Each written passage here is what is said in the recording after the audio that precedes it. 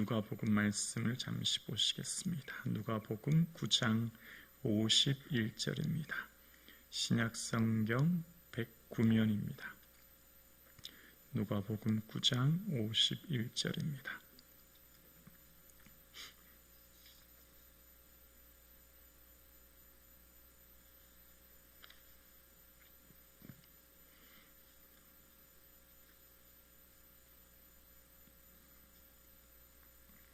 신약성경 109면 누가복음 9장 51절입니다. 함께 합독하시겠습니다. 예수께서 승천하실 기약이 차감해 예루살렘을 향하여 올라가기로 굳게 결심하시고 아멘. 하나님이 역사를 이루시는 두 가지 중요한 기둥이 있습니다. 그 첫 번째는 하나님의 시간입니다. 하나님께서는 시간의 주인 되시며 시간을 주관하십니다. 하나님은 하나님의 때에 하나님의 일을 이루십니다. 그래서 하나님께서 계획하시는 그 정확한 타이밍, 하나님의 그 정확한 때에 주님의 역사를 이루어 가십니다.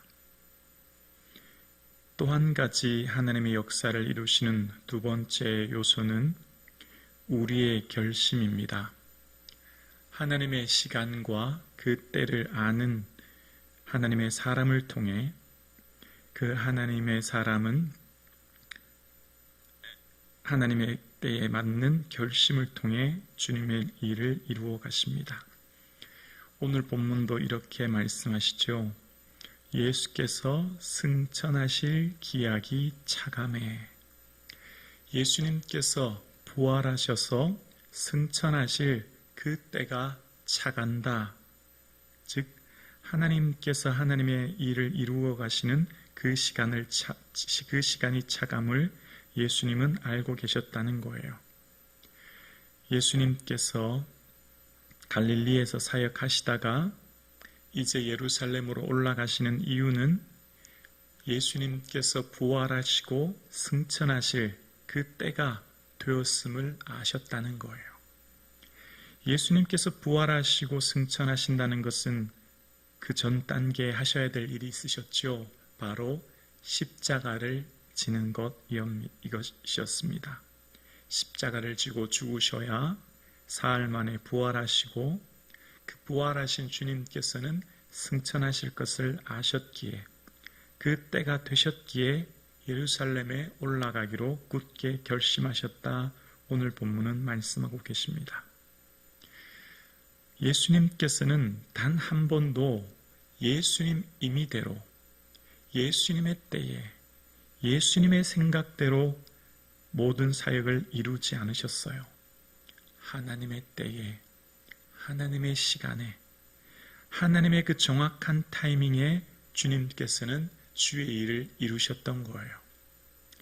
예수님께서 이 땅에 오실 때에도 하나님의 그 정확한 계획과 타이밍에 주님은 이 땅에 오신 것이지요. 때가 참에 하나님이 그 아들을 보내사 여자에게 나게 하시고 라고 말씀하셨던 것처럼 하나님의 때가 참에 예수님께서 이 땅에 오셨지요. 그리고 예수님께서는 30년이라고 하는 시간 동안은 철저하게 준비하는 시간을 보내셨습니다. 목수로서 주어진 삶의 자리를 충실하게 보내셨죠. 예수님께서는 내가 메시아인데 내가 이런 일 하러 오지 않았다라고 하면서 대충 혹은 그 일을 소홀히 하지 않으셨죠. 맡겨주신 30년의 시간을 준비하셨고 그럴 때 주님께서는 공생애가 시작되었고 주님께서 처음 공생애를 시작하실 때 때가 찼고 하나님 나라가 가까웠으니 라고 말씀하십니다. 하나님의 때가 찬 그때의 공생애가 시작되어서 하나님 나라의 복음을 시작하신 거예요. 그리고 3년이라고 하는 공생의 시간을 마칠 때쯤 되셔서 주님께서는 승천하실 그때가 차가기에 이제는 갈릴리가 아니라 예루살렘을 향하여 올라가게 되신 겁니다. 예수님께서는 하나님의 때, 그 하나님의 시간표대로 사역하셨고 하나님의 그 모든 계획하신 그 때를 분별하시면서 살아가셨음을 알게 됩니다. 오늘 함께 예배드리시는 저와 여러분의 삶 가운데 하나님의 때를 분별할 수 있는 지혜가 있기를 주님의 이름으로 축원합니다. 하나님은 나의 때, 나의 계획, 나의 시간을 넘어 하나님의 때, 하나님의 계획, 하나님의 방법으로 주의 일을 이루시는 거예요. 그러면 어떻게 하나님의 때를 분별할 수 있을까요? 오늘 본문의 예수님께서는 예루살렘에 굳게 올라가기로 굳게 결심하셨다고 하셨는데 주님께서는 어떻게 그 때를 아시고 예루살렘에 올라가기로 결심하셨을까요?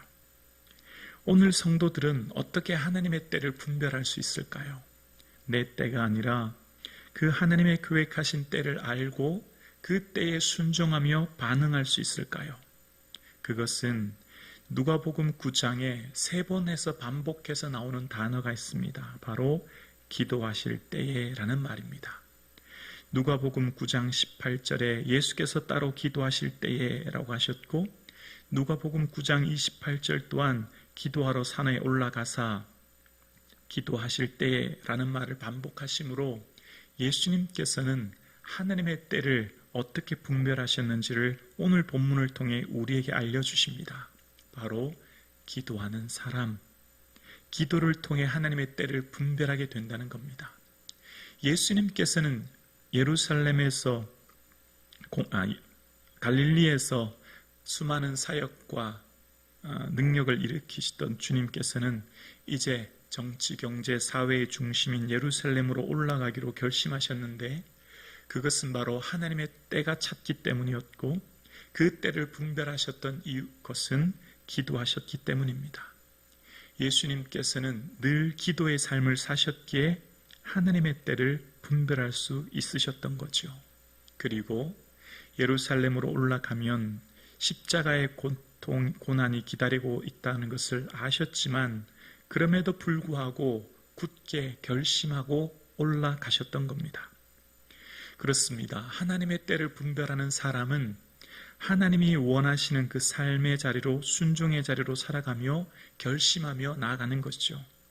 하나님이 내게 뭘 원하시는지 하나님의 그 때를 분별하는 사람은 삶에 주어진 자리에서 제 십자가를 지고 결단하며 나아갈 수 있는 힘을 얻게 되는 거예요.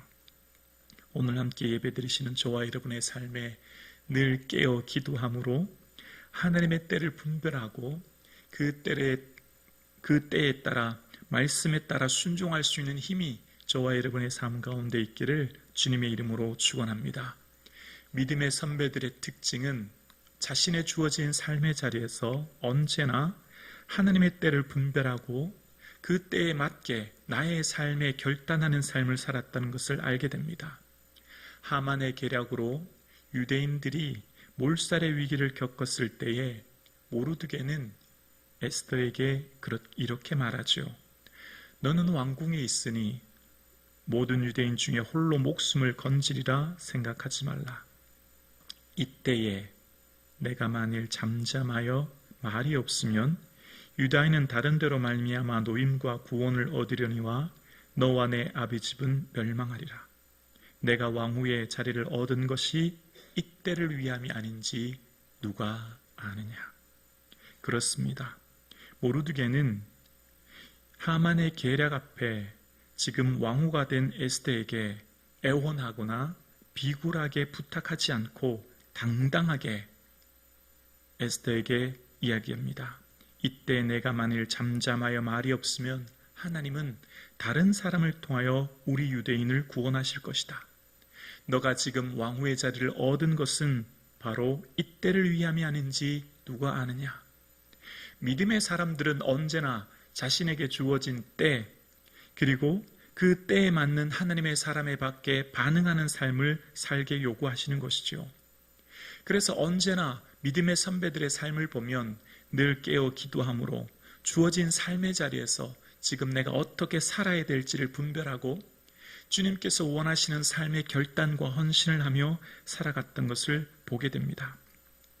오직 각성에서 내게 증언하여 결박과 환난이 나를 기다린다고 하나 나의 달려갈 길과 주 예수께 받은 사명 곧 하나님의 은혜의 복음 증거하는 일을 마치려 하면은 나의 생명을 조금도 귀한 것으로 여기지 아니하노라 고백했던 사도 바울의 고백처럼 환난과 결박이 있는 걸 알지만 지금 이때는 바로 그 사명을 이룰 때임을 알았기에 생명도 조금도 귀한 것으로 여기지 않고 순종하여 예루살렘으로 올라갔던 사도 바울처럼 하나님의 사람 깨어 기도하는 성도는 그 하나님의 때를 분별하고 지금 내게 주어진 삶의 자리에서 주님이 뭘 원하신지를 알게 되어 그 뜻에 따라 순종하는 삶을 살게 되는 것입니다. 그 결단하는 삶, 그 한 사람을 통해 민족을 구원하기도 하시고 하나님의 위대한 역사를 이루어 가시는 겁니다. 오늘 저와 여러분이 그러한 삶의 결단, 그러한 순종의 삶을 살아낼 수 있기를 주의 이름으로 축원합니다. 그렇습니다. 예수님께서는 늘 깨어 기도하셨기에 주님께서 원하시는, 하나님께서 원하시는 때를 분별하셨고 그래서 예루살렘으로 올라가시는 삶의 결단의 삶을 사셨습니다.